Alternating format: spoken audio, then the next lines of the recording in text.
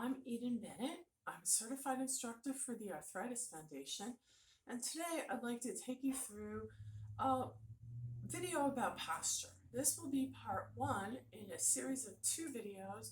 This will be done seated and the other part will be done standing. So what happens to our posture? Why does it get poor? Well, first of all, because it's an awareness. We're not thinking about it. If we're not thinking about it, we tend to relax. We tend to forget. So that's the first part. Second is how we use our bodies. Especially in the age of technology, we spend so much time, screen time, reading time, hobby time, gaming, tablets, cell phone even, that we develop something called forward head, and it's like that, and it's very common. So we'll actually do something right now. Just pull your chin back. It's not the most glamorous look, but it brings your ears over your shoulders. So first, awareness. Second is how we use our bodies. And third is because of all that forward neck stuff, we tend to get, we shorten the muscles in the chest. And when the muscles get short, sometimes they get inflamed and they get kind of stuck in the foreshortened position. And then it would be our job to open them up again. Same with back muscles. We're not retracting our shoulder blades.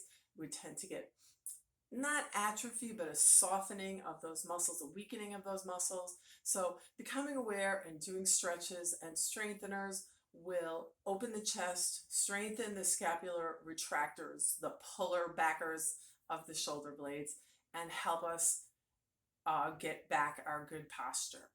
So I'm going to just quickly, these are your cervical vertebrae in your neck, your thoracic vertebrae in your chest along the rib cage, and then the lumbar vertebrae in the lower part of your back. We're not even going to talk about the hips until we stand up. So lining up all three, pulling the chin back, lifting the head.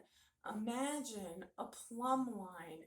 Just if you were suspended, your body would fall into good posture. So imagine that feeling of just being aligned, ears, shoulders, hips, or lifting from the hips through the sides of the rib cage, through the shoulders, through the ears, and then even beyond the head, like in yoga, where we're actively pulling towards the ceiling. So I call that an active spine. So let's just do a few stretches and strengtheners and get in touch with what's going to help our posture. So that first one is just the pulling the chin back. You may feel a little give in your cervical vertebrae. So this might even feel good for you. Broadening the chest by bringing the shoulders back. You can actually place your hand right here, and if you feel your shoulder, try to pull it back. If your shoulder doesn't go back, well, it's good that you're watching this video. We'll work on it. Engaging the abs, so squeezing the belly in just a little bit to lock in those core muscles and help support the spine. So I'm sitting in what I call good posture. My hands are on my thighs, and that helps to remind me to do the lengthening of the spine. Let's grab something behind us. If you have a chair with arms or a seat that you can hold on to, and we're going to bring our chest forward. So if you look at my shoulders, as I bring my breastbone forward, my shoulders come together behind me. So I'm opening the chest in case my posture is compromised by foreshortened muscles. These are the pec minor. Giving a little stretch to them, breathing here, and then I'm going to release my arms and sit back and keep that nice open feeling in my chest. Let's turn the palms up. This is going to do two things. We're going to keep the elbows next to the body, and we're just going to bring the arms around that corner. So we're going to start in front, and as we come out to the side, we're opening the chest. And as we come around the corner, your shoulder blades move towards one another, and you're working those upper back muscles. The breathing would be exhale and inhale. Exhale and inhale. 3 sets of 10 on the last one with a hold for the count of 3 would be really beneficial.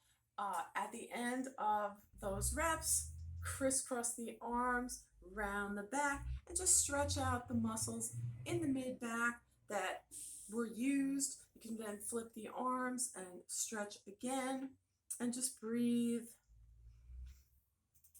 And then the last one we're going to do is a row. So rowing is a really common exercise to strengthen the upper back. It's about retracting the shoulder blades. The palms face each other. You can do it with weights. Weights are great for this, but you don't really need the weights to get the movement.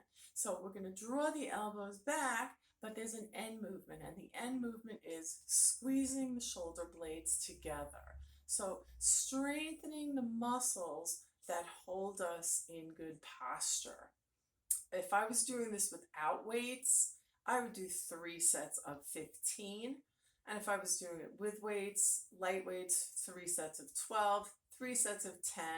At the end of my last rep, squeeze, I would try to bring my elbows together and really give a good upper back squeeze, keeping the shoulders down. And then that same crisscross counter stretch in between to soften and relax those muscles that we just worked, and then come back to sit in good tall posture.